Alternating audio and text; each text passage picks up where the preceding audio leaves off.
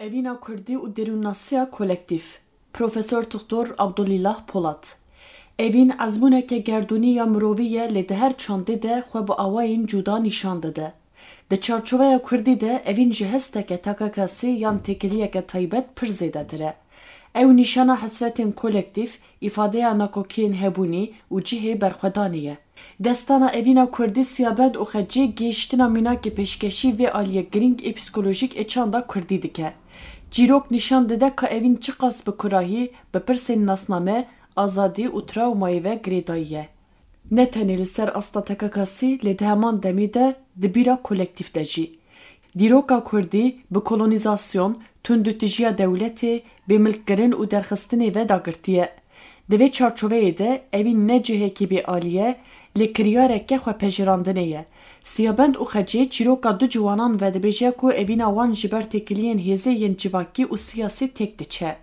Lê ev têkçûn ji hêla psikolojîk ve wêranker nîne, lêbelê îfadeya hesreteke kûr a ji bo xwerêvebirin û wekheviye ye.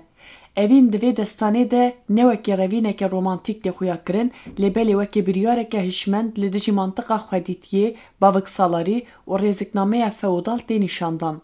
Ji hêla psikolojîk ve ew wekî cîhaneke dijberê bêhêziya avayîsaziyê tevdigere. Ew piştgirî peyda dike lê çiyê ku ewleya derveyî tune be û wateyê dide ciyê ku saziyên civakî têk diçin. Ev azadiyeke hundirîn dafrîne ku lê dijî neazadiya derveyî derdikeve. Rola bîra kolektif Motifên dubareyên evîna qedexekirî, berxwedana civakî û dawiya trajîk ne tesadüfî ne. Ew beşek ji qalibeke derûnî ya kolektifin ku di nav nifşan de hatiye çapkirin. Bi vê wateyê destana siyabend û xecê ne tenê vegotineke edebî ye, lê celebek pêvajoya kolektif a bêhêziya dîrokî û zordariyê ye. Di psikolojiyê de mirov behsa trawmaya nifşî ya trans dike, dema ku trawmayên civakî wekî şer, koçberî yan zordestiya sîstematîk ne tenê kesên ku rasterast bandorbûne şekil didin, lê di heman demê de bandorê li nifşên paşîn jî dikin. Evîna Kurd wekî ku di siyabend û xecê de tê xuyakirin veguherîneke psikolojîk a vê trawmayê ye. Ew dibe qadekî ku êş, windakirin û hêvî tê de têne pêvajokirin. Berxwedana li dijî normên civakî Siyabend û xecê li dijî cîhanekê şer dikin ku evîna wan negengaz dike.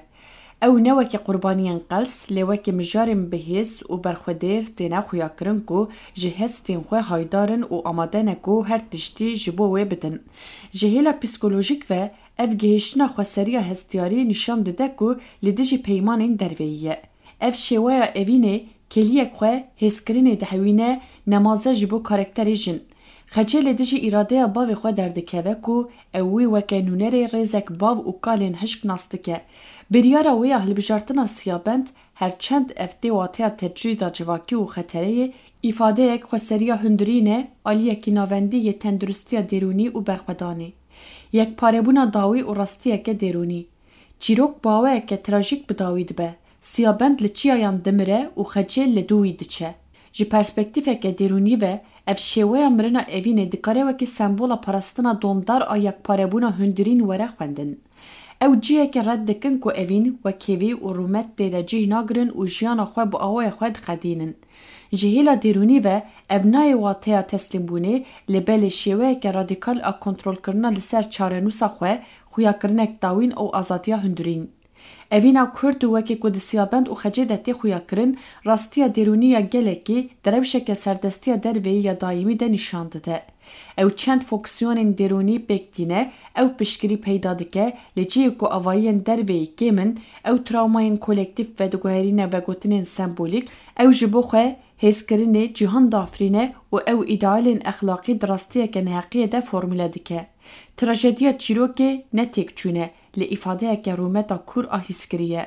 Ji ber vê yekê siyabend û xecê ne tenê destaneke evînî ye, di heman demê de manîfestoyeke psikolojîk a xwe îspatkirina kolektif e.